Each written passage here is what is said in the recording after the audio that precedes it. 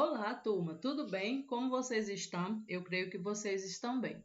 Então, hoje nós vamos fazer uma revisão do nosso conteúdo em estudo, ok? Então, se coloque, por favor, em um lugar silencioso, confortável e com seu material à mão.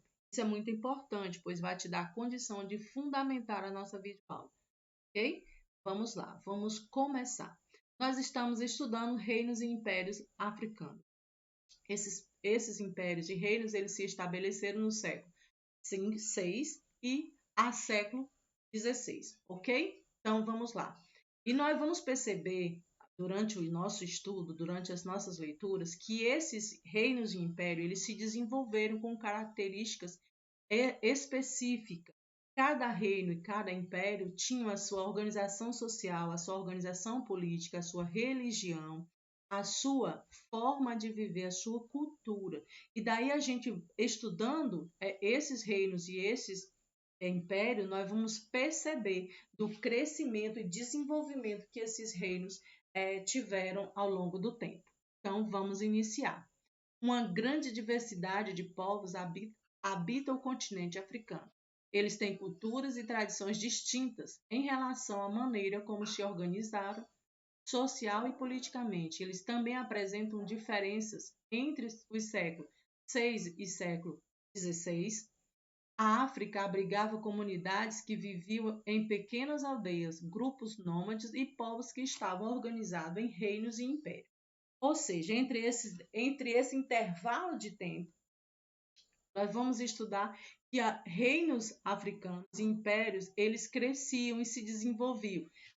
Uns de maneira bem acanhada, com a sua organização própria, e outros de maneira bem mais fundamentada, com o governo centralizado, com toda uma estrutura governamental ao seu dispor. Ok, meus amores? Então vamos lá, vamos avançar. Organização social. Diversas sociedades africanas se organizavam em torno de figuras masculinas. Mas era só em torno da figura masculina. Nós vamos conhecer reinos que também as mulheres elas organizavam essa sociedade, ok? Por serem patriarcais, os homens detinham maior autoridade e poder. Assim, além de serem os chefes das famílias, eram eles que governavam. No entanto, também havia sociedade em que as mulheres exerciam poder e influência sobre a comunidade, sendo essas reconhecidas como sociedades matriarcais.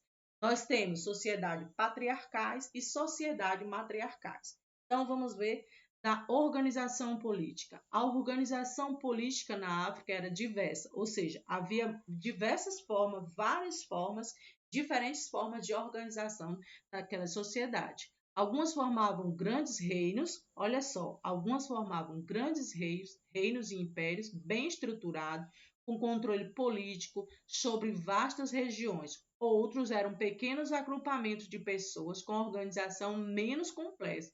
Contudo, havia algo comum à maioria das sociedades africanas. Elas se organizavam com base em relações de parentesco. Ou seja um grande reino, ou um pequeno reino, ou um grande império, é essa organização, no sentido de poder, ela estava baseada em laços de família. Ou seja, o chefe de governo, o cargo era hereditário, passava de pai para filho. E isso ia de geração a geração. Ok, meus amores? Esse é um traço comum a esses reinos e impérios africanos. Então vamos lá.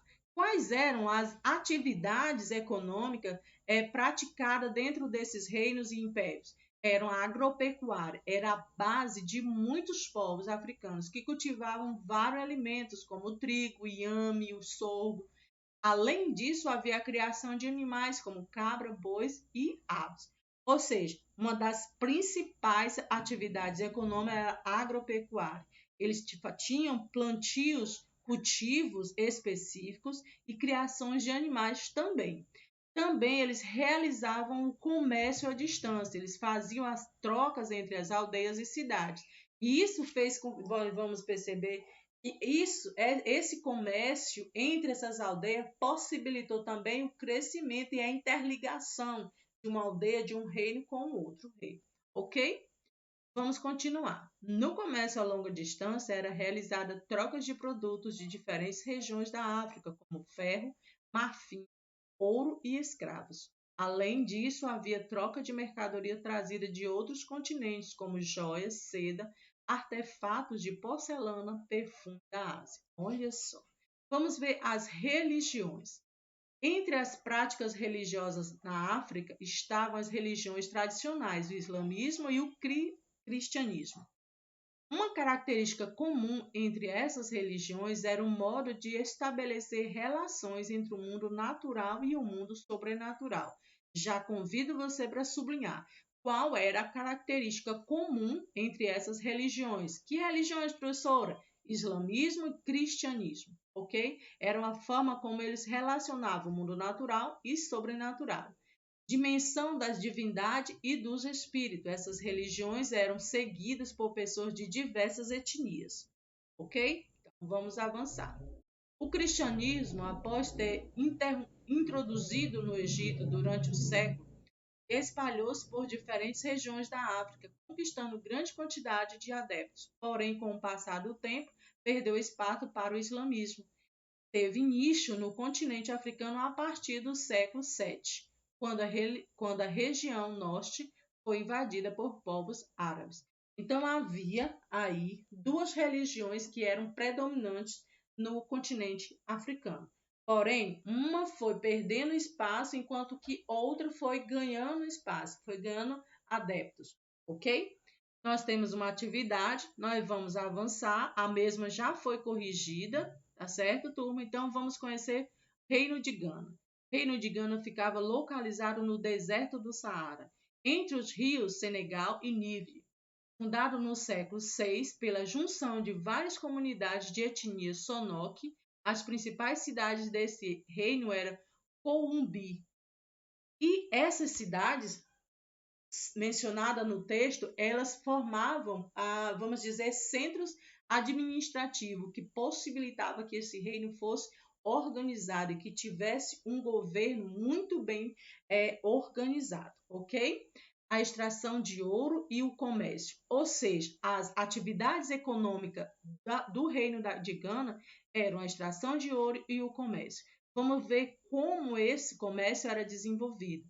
E aí nós vamos perceber, durante a nossa leitura, que o comércio era muito importante, pois ele movimentava a economia da região.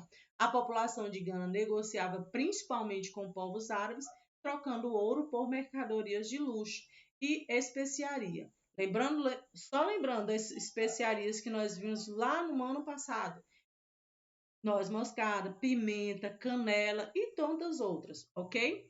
Os servidores do reino, vamos ver. Aqui nós vamos estudar especificamente como esse reino estava dividido, certo? Os soberanos do reino de Gana tinham um grupo diversificado de servidores à sua disposição. Desse grupo fazia parte indivíduos que atuavam em diferentes setores, como na fiscalização dos territórios conquistados, pessoas encarregadas de controlar a justiça e administrar o setor financeiro, serviçais responsáveis por atividades cotidianas do palácio, onde vivia o soberano. E aí você percebe na descrição desses servidores como esse reino era organizado de maneira que esse governo pudesse ser centralizado. Ok, meus amores? Sem falar que o reino também dispunha de exército. Império Mali. Vamos conhecer a característica do Império Mali. Fundado no século XIII, após a conquista de grande parte do reino de Gana. Ou seja, após a conquista, acabamos de ler estudar sobre o reino de Gana, e agora nós vamos ver que o Império de Mali também ele se constituiu com a agregação de reinos de Gana. O soberano do império era chamado Mansa, que comandava as companhias militares, os rituais religiosos e as operações econômicas, como a cobrança de impostos e as trocas comerciais. Ou seja, o governo era teocrático, ele tanto era considerado um governo, um chefe, como ele também era considerado, entre aspas, um deus. Ele organizava tudo aquilo. Estava sobre as suas mãos organizar de maneira econômica, política e religiosa aquele império, ok? vamos estudar sobre a importância do comércio. Nós vimos que no Reino de Gana, esse comércio ele foi importante porque interligava regiões. As pessoas de Gana elas negociavam com outros mercadores, com outros comerciantes de outras regiões, fazendo com que houvesse um contato e a interligação entre esses povos. Entre as atividades econômicas desenvolvidas na cidade de Mali, o comércio obtinha destaque. As principais cidades do império, como Gao e Gené, faziam parte de rotas de caravanas comerciais conhecidas como rotas transarianas. Assim, mercadores de diferentes regiões da África passavam por essas cidades para comercializar. Entre outros produtos negociados estava o ouro, o cobre, o marfim, o sal, tecido e noz de cola. Noz moscada eles chamam noz de cola. Além de fortalecer o comércio, as caravanas proporcionavam o contato entre os povos de diferentes culturas, que contribuiu para que a população de diversas regiões do império se convertesse ao islamismo. Olha só, uma atividade econômica que faz com que esses povos eles interajam com outros povos, eles conheçam outras culturas, como eles também interagem no sentido de agregar fiéis, adeptos ao islamismo. Ok? Vamos lá. Aqui nós temos um mapa que eu convido vocês para fazer uma leitura da legenda, do título do mapa, para que você saiba o que esse mapa está falando, sobre o que esse mapa está falando. Ok? Vamos avançar. Nós temos uma atividade que já nos foi proposta, já foi corrigida, ok, meus amores? E agora nós vamos estudar o Império de Songhai. Durante o século XV, após se enfraquecer por causa de conflitos locais e de problemas de sucessão, o Império Mali foi conquistado por um povo vizinho, o Songhai. Esse povo construiu um grande império na região do rio Nive. O Império Songhai expandiu as atividades comerciais das antigas cidades do Império de Mali. Assim, alguns núcleos urbanos alcançaram maior desenvolvimento. Por exemplo, cresceu durante o domínio do Songhai, chegando a cerca de 80 mil habitantes no século XVI. Além disso, eles aprimoraram o abastecimento da água dessa cidade ao canalizar o rio Nive e a perfurar novos poços. Isso tornou possível aos agricultores ampliar a produção de alimento na região. Então, vamos lá. O reino Songhai, o que acontece? Ele foi um reino que surge a partir do reino de Mali. O reino de Mali, por dificuldades internas e externas, ele veio a, vamos dizer, deixar de existir. E aí surge um novo império. E esse império, ele se desenvolve em cima daquelas características que o reino de Mali tinha, como desenvolver o comércio, desenvolver um outro sistema de irrigação que propiciou que a produção de alimentos fosse maior do que naquele outro império, ok? Educação no Império de Songhai. Um dos maiores destaques do império estava na área educacional, além dos investimentos realizados pelo império. Havia muitos comerciantes muçulmanos que investiam parte dos seus lucros na criação de escola e de biblioteca. Dessa maneira, durante o século XVI, a cidade, por exemplo, tinha cerca de 180 escolas islâmicas, incluindo universidade. E aqui nós vemos uma característica desse reino que é específica desse reino. A riqueza produzida por esse reino, ela foi investida na educação, possibilitando que naquela época já houvesse a criação de escola e de universidades, ok? Então vamos lá. Eles davam muita importância à educação, né? Os povos Yorubá, na região do atual Nigéria, Benin, Togo, principalmente a partir do século X, desenvolveram-se diferentes reinos formados por povos da etnia Yorubá, com os Ife, Ofi e Beni. Os povos Yorubá tinham grande tradição agrícola e comercial, além de desenvolverem técnicas de manipulação de metais e produzir diversos artefatos artísticos elaborados. Ou seja, esses povos, esses 3 povos, eles tinham característica específica, desenvolveram técnicas agrícola e comercial. Eles tinham característica e de manuseio da metalúrgica, eles já conseguiam produzir peças de forma muito detalhada para aquela época, ok? Vamos lá. O Reino de Benin, localizado no litoral noroeste da África, na região da atual Nigéria, a origem do Reino de Benin remete ao século XIII, quando a cidade de Benin foi fundada pelo povo Edom, de origem Iorubá. Ao longo dos anos, o território dominado por esse povo foi expandido, obtendo o controle de outras cidades da região. Assim, no século XVI, a cidade de Benin se tornou a capital de um grande reino. Ali, o desenvolvimento da atividade mercantil foi essencial para a sua prosperidade, pois contava com o comércio de diversos produtos como sal, dendê, peixe, tecido e... Então, vamos lá, vamos avançar. A arte de Benin. A produção de artefatos artísticos como metais fazia parte de antigas tradições africanas. Artesãos do reino do Benin produziam diversas esculturas, como em relevo em placas de metal. Esse tipo de arte revela diferentes aspectos de sua cultura. E aqui, vamos lá. Religião iorubá. A religião é uma das características mais marcantes dos povos iorubá. A principal divindade é chamada de Olorum. De acordo com essa tradição, foi ela quem criou os orixás, divindade que ficavam responsáveis pelo surgimento do mundo e dos seres humanos. Assim, os seres humanos teriam sido criados na cidade de Ifé e de lá propagando-se por outras regiões do mundo. Vamos lá. Aqui nós temos Reino do Congo. Diferentes povos habitavam as regiões ao norte e ao sul do rio do Congo.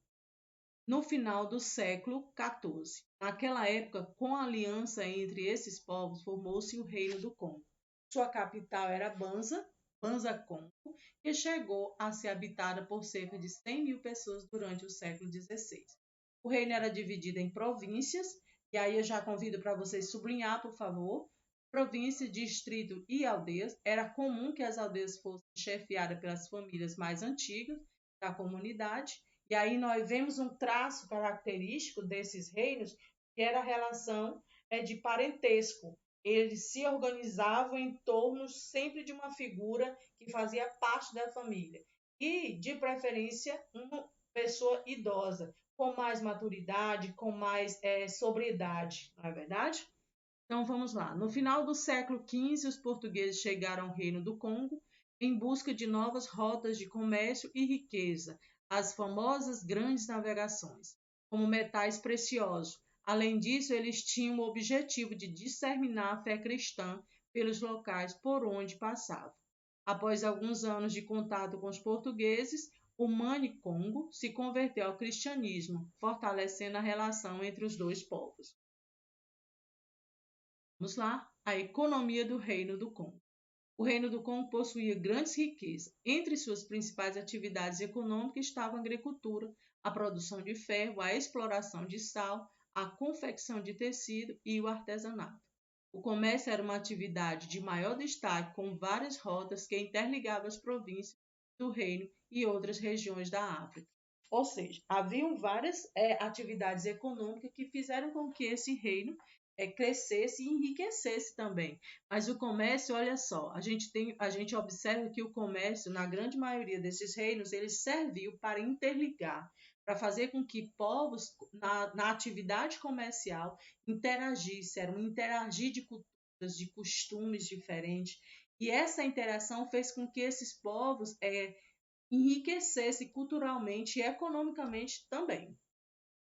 Então, nós temos uma atividade aqui, olha só, que já foi. E aí eu convido vocês para fazer a leitura dos capítulos em estudo, em especial esse capítulo, para que você possa fazer as atividades com êxito, com alegria, para que você possa fazer uma ótima revisão e, consequentemente, uma ótima prova. Então, meus queridos, beijos e até a próxima.